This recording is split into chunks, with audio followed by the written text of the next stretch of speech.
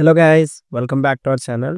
మనం ముందు వీడియోలో బార్డర్ అంటే ఏంటి, కంటెంట్ అంటే ఏంటి, ప్యాడింగ్ అంటే ఏంటి, మార్జిన్ అంటే ఏంటి, ఇలాంటివన్నీ బాక్స్ మోడల్ వీడియోలో కంప్లీట్గా మనం డిస్కస్ చేసాం కదా. అలానే మీరు క్విజ్ని కూడా అటెంప్ట్ చేశారు కదా.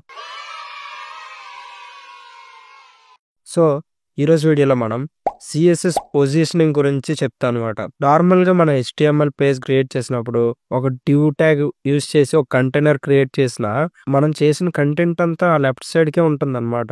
కానీ మనం మనకి నచ్చిన పొజిషన్లో పెట్టుకోవాలని అనుకుంటాం. ఇలా రైట్ సైడ్ పెట్టుకోవాలని, ఇలా లెఫ్ట్ సైడ్ పెట్టుకోవాలని, ఇలా మనం క్రియేట్ చేసిన డివ్ బాక్స్ని ఇక్కడ అక్కడ పొజిషన్ చేయాలనుకుంటాం. కానీ HTML ఇలా పొజిషన్ చేయడం అనేది అస్సలు జరగదు అనమాట. సిఎస్ఎస్లో పొజిషనింగ్ యూజ్ చేసి మనం ఈజీగా మనకు నచ్చిన దగ్గర మనం క్రియేట్ చేసిన డివ్ ట్యాగ్ కానీ మన కంటైనర్ కానీ పెట్టుకోవచ్చు అనమాట. ఇలా పొజిషనింగ్ యూజ్ అవుతుంది. ఈ రోజు మనం పొజిషనింగ్ గురించి చెప్తూ ఎగ్జాంపుల్ గా కొన్ని క్రియేట్ చేస్తూ పొజిషనింగ్ టాపిక్ మొత్తం కవర్ చేద్దాం, సరేనా? ఇంకా ముందు వీడియో మీరు మిస్ అయ్యి ఉంటే డిస్క్రిప్షన్ లో లింక్ ఉంటుంది. ఇంకా అలానే HTML మొత్తం సిరీస్ కూడా మన యూట్యూబ్ ఛానల్లో ప్లేలిస్ట్ తయారు చేసి ఉంటుంది, వెళ్ళి చెక్ చేయండి. సరే, మరి ఇక్కడ CSS పొజిషనింగ్ అనే ఫోల్డర్ క్రియేట్ చేసా, అందులో HTML ఫైల్ క్రియేట్ చేసా, CSS ఫైల్ క్రియేట్ చేసా, సరేనా? ఇది బాయిలర్ ప్లేట్ కదా. పొజిషనింగ్ యూజ్ చేసేటప్పుడు పొజిషన్కి వాల్యూస్ ఇవ్వాలన్నమాట. ఇవి డిఫరెంట్ టైప్స్ ఆఫ్ వాల్యూస్ ఉంటాయి. ఒకటి స్టాటిక్ అని, రిలేటివ్ అని, అబ్సల్యూట్ అని, ఫిక్స్డ్ అని, స్టిక్కీ అని, ఇలా డిఫరెంట్ టైప్స్ ఉంటాయి. వీటన్నిటిని ఒక్కొక్కటి డిస్కస్ చేద్దాం. ఫస్ట్ మనం వీటిని డిస్కస్ చేసేటప్పుడు నేను ఎగ్జాంపుల్గా కొన్ని క్రియేట్ చేస్తూ వీటిని డిస్కస్ చేసి మీకు ఈజీగా అర్థమయ్యేటట్టు చెప్తా, సరేనా? డాట్ కంటైన్ అని క్రియేట్ చేసా అంటే డైరెక్ట్ డివ్ ట్యాగ్ డైరెక్ట్గా క్రియేట్ అయిపోతుంది అనమాట. విత్ క్లాస్ నేమ్ కంటైనర్ ఈ డివ్ ట్యాగ్ని క్రియేట్ చేశా కదా. ఇప్పుడు ఈ డివ్ ట్యాగ్కి స్టైలింగ్ అండ్ పొజిషనింగ్ అప్లై చేద్దాం. క్లాస్ నేమ్ కంటైన్ కాబట్టి డాట్ కంటైన్, దీనికి ఒక height 200 pixels, width 200 pixels, background colour black ఇద్దాం. ఇప్పుడు మనం CSS కోడ్ రాసాం కదా, కానీ మనం CSSని HTMLకి లింక్ చేయాలి కాబట్టి లింక్ hrefలో style.css. ఓకే, ఇప్పుడు మనం CSS అప్లై చేసిన ప్రాపర్టీస్ అన్ని దానికి అప్లై అవుతాయి. ఇప్పుడు మనం క్రియేట్ చేసిన కంటైనర్ ఎక్కడ ఉంది, 200 పిక్సెల్స్ హైట్ విత్ తోని బ్లాక్ కలర్, ఓకేనా?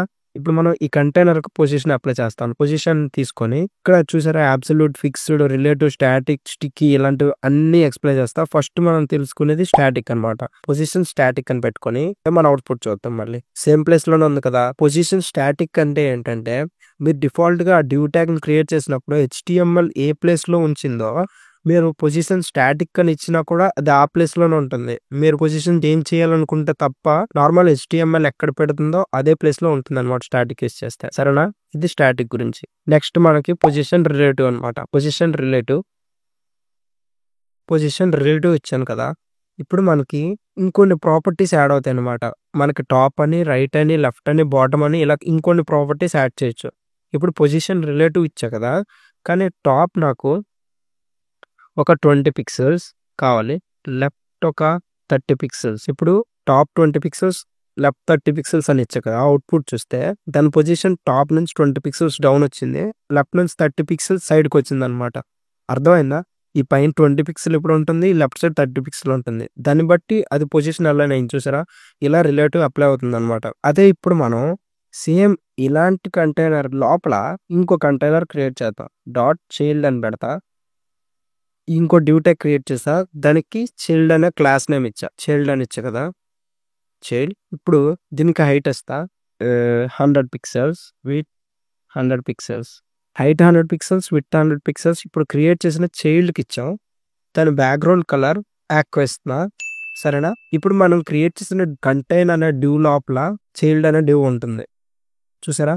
ఇప్పుడు మనం క్రియేట్ చేసిన కంటైన్ అనేది ఈ బ్లాక్ కలర్దే, దాని లోపల ఉన్న చైల్డ్ది ఈ ఆక్వా కలర్దే, సరేనా? అర్థమైంది కదా. ఇప్పుడు నెక్స్ట్ చెప్పబోయేది ఏంటంటే అబ్సల్యూట్ అనమాట. దానికోసమే ఇప్పుడు ఈ చైల్డ్ కంటైనర్ని క్రియేట్ చేశా. అసలు అబ్సల్యూట్ అంటే ఏంటంటే ఇప్పుడు నువ్వు ఏ కంటైనర్ లోపల ఈ కంటైనర్ క్రియేట్ చేసావో ఇది దాని పేరెంట్ కంటైనర్ రిలవెంట్గా దీని పొజిషన్ ఉంటుంది అనమాట. ఫర్ ఎగ్జాంపుల్ పొజిషన్ అబ్సల్యూట్ ఇచ్చా, టాప్ ఒక 10 పిక్సెల్స్ ఇస్తా. ఆ కంటైనర్ నుంచి 10 పిక్సెల్స్ వచ్చింది, మన వెబ్సైట్ నుంచి 10 పిక్సెల్స్ కాదు, ఓకేనా? అలానే ఇప్పుడు రైట్ 0 పిక్సెల్స్ ఇచ్చామనుకో, అంటే మనం క్రియేట్ చేసిన చైల్డ్ అనేది ఆ కంటైనర్‌లో కంప్లీట్ రైట్ సైడ్‌కెళ్ళిపోతుందనమాట. రైట్ సైడ్ 0 పిక్సెల్ ఉండేటట్టుగా. ఇక్కడ మీకు కనిపిస్తున్నట్టుగా. ఇలా మనం అబ్సల్యూట్‌ని యూజ్ చేస్తాం. ఇంకోటేంటంటే, ఇప్పుడు మీరు ఒక పేరెంట్ లోపల చైల్డ్‌ని క్రియేట్ చేయకుండా నార్మల్‌గా ఒక కంటైనర్‌కి అబ్సల్యూట్ ఇచ్చారనుకోండి, హెచ్‌టీఎంఎల్ డాక్యుమెంట్ పొజిషన్ రిలవెంట్‌గా ఇప్పుడు మీరు క్రియేట్ చేసిన అబ్సల్యూట్ కంటైనర్ పొజిషన్ ఉంటుందనమాట. ఇప్పుడు మనం డిస్కస్ చేయబోయే పొజిషన్ స్టిక్కీ అనమాట. స్టిక్కీ ఎలా యూజ్ చేస్తామంటే, దీనికోసం ఇంకొన్ని కంటైనర్స్‌ని క్రియేట్ చేస్తా. ఇంకా మీకు ఈజీగా అర్థం అవ్వడం కోసం. సరేనా? ఇప్పుడు డ్యూ కంటైన్ అలానే ఉన్నాయి. డాట్ చైల్డ్ స్టార్ 4 అంటే ఇంకొక 4 చైల్డ్స్‌ని క్రియేట్ చేసాం. ఇది ఎలానే ఉన్నాయి. ఇప్పుడు మన కంటైనర్ హైట్‌ని 2000 పిక్సెల్స్ పెడతా. 2000 పిక్సెల్స్ ఎందుకు పెట్టానంటే స్క్రోలింగ్ ఈజీగా అవ్వడానికి. దీని విడ్త్ 100% చేస్తా. ఆ మార్జిన్ 10 పిక్సెల్స్ ఇస్తా. మార్జిన్ గురించి ముందు వీడియోలో డిస్కస్ చేసా. సరేనా? మిస్ అయ్యి ఉంటే డిస్క్రిప్షన్‌లో ఉంటుంది వెళ్ళి చెక్ చేయండి. మార్జిన్ ఔట్ సైడ్‌గా గ్యాప్ ఇస్తుందన్నమాట. చూసారా? ఇప్పుడు క్రియేట్ చేసాం. ఇక్కడ గ్యాప్స్ ఎందుకొచ్చాయంటే మార్జిన్ అవ్వడం వల్ల. రైట్ సైడ్ వస్తది, లెఫ్ట్ సైడ్ వస్తది, బాటమ్ వస్తది. అన్ని సైడ్స్ 10 పిక్సెల్స్ మార్జిన్ వస్తది. ఇందులో ఒక చైల్డ్‌ని స్టిక్కీ అని పెడదాం. Dot sticky position sticky background colour వేరేది ఇస్తా. బ్యాక్‌గ్రౌండ్ కలర్ బ్లాక్ ఇస్తా. విడ్త్, హైట్ వీటికున్న ప్రాపర్టీసే ఇచ్చేస్తా. టాప్ 0 పిక్సెల్స్ ఇస్తా. 0 పిక్సెల్స్. ఇప్పుడు దీని అవుట్‌పుట్ చూస్తే, ఇప్పుడు ఇలా స్క్రోల్ చేసేటప్పుడు అలా స్క్రోల్ అవుతుంది.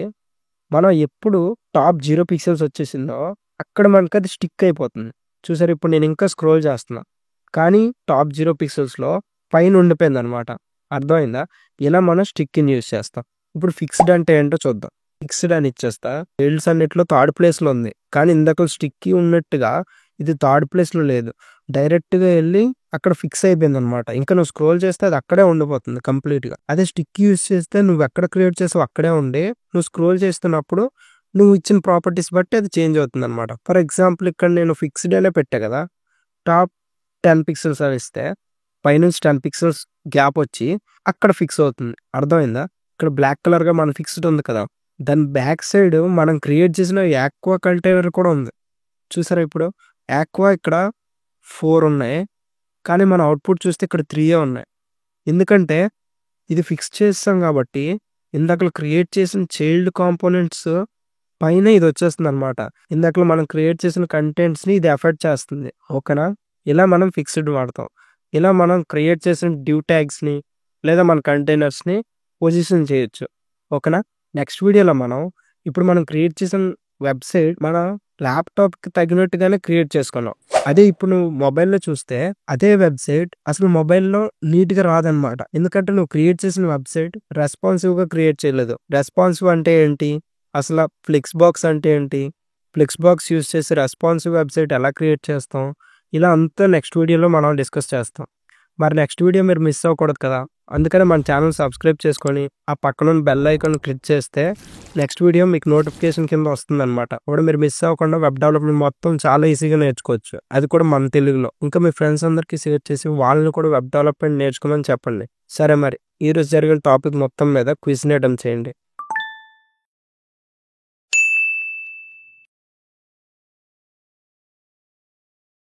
సరే మరి. నెక్స్ట్ వీడియోలో కలుద్దాం. బాయ్.